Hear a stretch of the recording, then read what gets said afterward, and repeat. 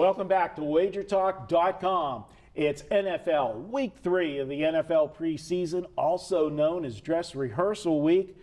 Guys, we're going to take a look at San Diego and Minnesota, and traditionally this is the week that the coaches will put the starters in for a little bit longer. They want to see what they got, work on, actually maybe game plan. They don't game plan in the other preseason games, so we get to get a truer feel of what we're looking at with some of these teams. And this week we got San Diego at Minnesota, and we actually previewed this division, and we seem to all be in agreement that we like this Minnesota Viking team. But Brian, what do you think of going into this preseason game this one's on Sunday? Yeah, I don't do a lot with the preseason. It's too hard to trust the coaches, and we saw that just last week when they would say that somebody's going to play, and then all of a sudden they pull them. Last 2 weeks it's happened. So I don't put a lot of credence into the preseason games. But this is a San Diego team who needs to have a big season. I don't think they're very good this year, but we will have to wait and see. You know, that we've been proven wrong in the past.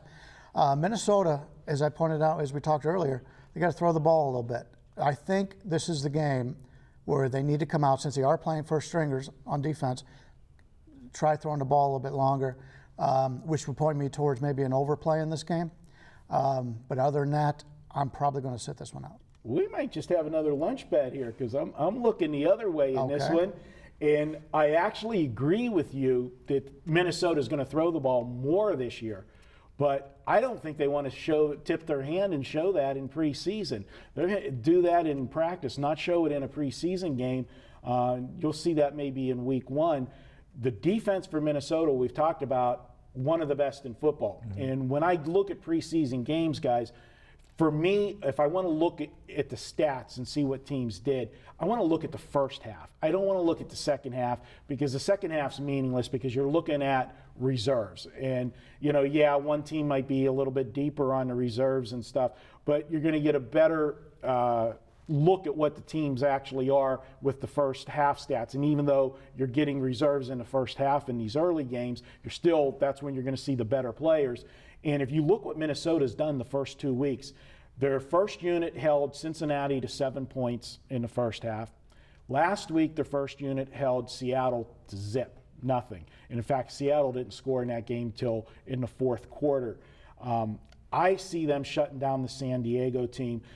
Phillip Rivers has not had a lot of reps during the preseason. He should get more here. But once he leaves the game, this team doesn't have a lot of talent.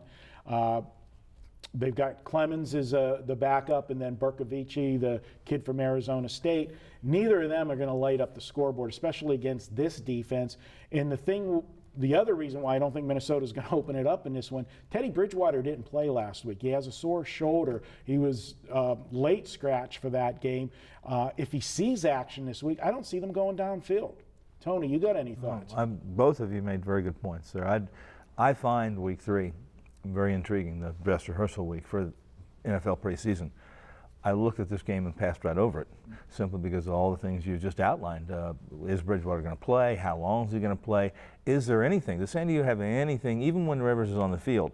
This team is easily projected to be the fourth place, the last place team in the AFC West.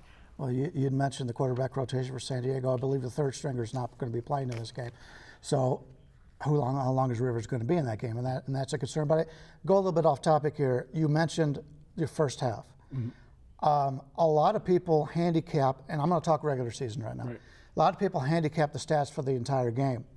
I find if you just handicap the stats for the first half, those are more true stats, because we see all the time people you fall behind, you get out of your rotation, not what you want to do. If you just look at first half stats, those are the stats that the team is actually game planned for. Second half is making the adjustments to what the score is.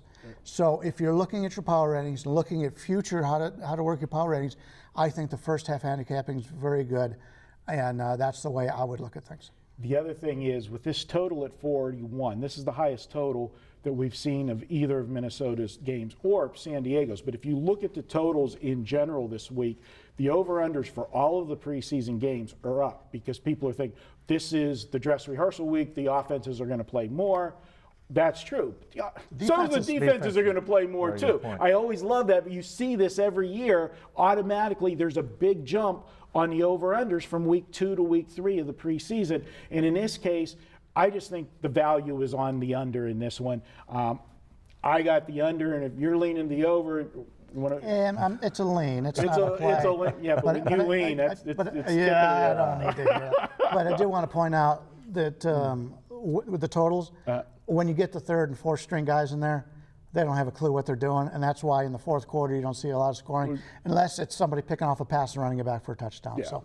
Or sometimes you see the quarterbacks that are in the game late that have mobility, that can extend the really play and successful break against young guys playing defense. Absolutely. Right? All right, guys, there you have it. Tony's on the fence. Brian's leaning one way. I'm leaning the other. That's a lot of leaning. But see what you want to go with that one. I'm going under 41. Don't forget, each and every weekend all access, $69 at wagertalk.com. Pick your favorite capper. Get all of his plays, including any big 5 or 6% plays they have. We put them in that same package. We don't hold them out. You get everything Thursday through Monday for $69. We'll be back with more at wagertalk.com.